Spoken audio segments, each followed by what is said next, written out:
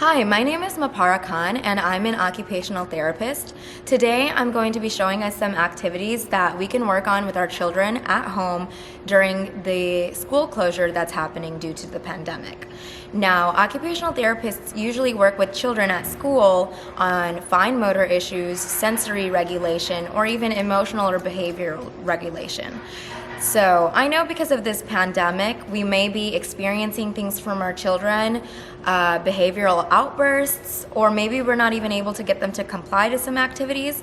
Today I'm going to be showing a visual aid that we can be using for our children to get them better aware of their own emotions. So one of the strategies we commonly use in occupational therapy is an emotional thermometer. This allows our children to have a visual point of reference when it comes to identifying the way that they're feeling. Emotions are so important, and it's a life skill to know what we're feeling and to know how to cope with those feelings. So this is something that we can create pretty easily at home, and I've listed some 4 basic emotions that a child might be experiencing. And of course, depending on what you see from your child, you can even make it more specific to something that they feel. So I'm actually going to go through some of the coping skills that I've listed for each emotion here, but another option or another way to do this would be to, if your child is angry often, you can ask your child, depending on their reading level and age level, to list their own favorite coping strategies that are healthy for them when they're reading. So to start off with, for anger, some of the options that I've listed is taking deep breaths.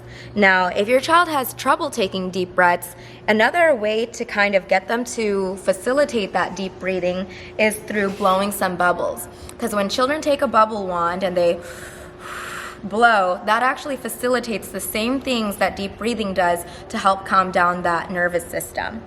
You can also help them personify their anger if you're the parent. So sometimes it also helps our children to not feel like the anger is in them and they can't get rid of it. It helps to create the feeling that anger is actually something that's separate, that can be handled. So for example, in this case, let's just say we're going to nickname anger red. You can talk to your child and say, hey, how are you feeling? Say they point to this and we're like, oh no, do you have a lot of red in you? Let's try to get some of this red out. And give that red characteristics and be like, how do we know that we usually deal with red? Or any type of name or anything. Also, if they're feeling scared or anxious, some of the strategies that I listed is to hum or listen to music. If you're a parent, of course, validate their feeling.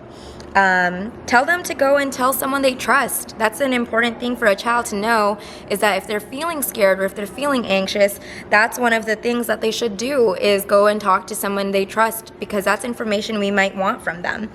We can also tell them to give themselves a hug. Now, the reason why I listed that, it doesn't have to be just a hug, but any type of activity that crosses the midline. So we're talking left and right cross onto opposite sides. Even jumping jacks count, but when we are doing activities or physical activities that use our right side and our left side, we are actually using both sides of our brain. And each side of our brain has something it specializes in, emotion and logic. So this is a great way to help them kind of incorporate both and work through what they need to do. So if they're trying to do an activity and they're feeling scared or anxious, but they need to do it, maybe like a few jumping jacks or something before, or a little exercise like this can help because it incorporates both of those sides. Finally, I've listed a few more options, from chewing gum, using a weighted vest, smelling a favorite candle. When we look at what I've listed for happy, I listed, sharing a big smile, being kind to others, celebrating yourself and the accomplishment, giving yourself a pat on the back, and even starting off with statements such as, I am thankful for. So if your child is feeling happy, they point to happy, maybe it's a great time to practice some gratitude. These are healthy coping strategies for even when someone is feeling happy, to strengthen that feeling, to strengthen it and make it something that's more longer lasting and longer term. Finally, for sad, I have, go to my chill out zone. You can set up an area for your child where, hey, Sarah, if you're feeling sad, this is where you can go. Maybe a little bean bag, maybe a scented item that they enjoy, maybe a favorite blanket. Something that helps them calm down and, tell them validating things such as it's going to be okay or everything will be all right. A little bit of reassurance goes a long way. If they want to write their own coping strategies, you can even have take a nap or take a break. And so when they feel sad, they can come to this chart. They know that they're feeling sad, and then they can look at what they want to do next.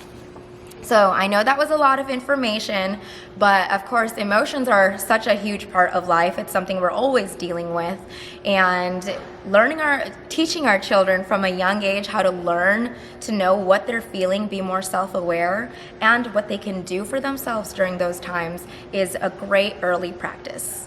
So I hope you enjoyed that and that it was informational. If you have any questions, please comment below.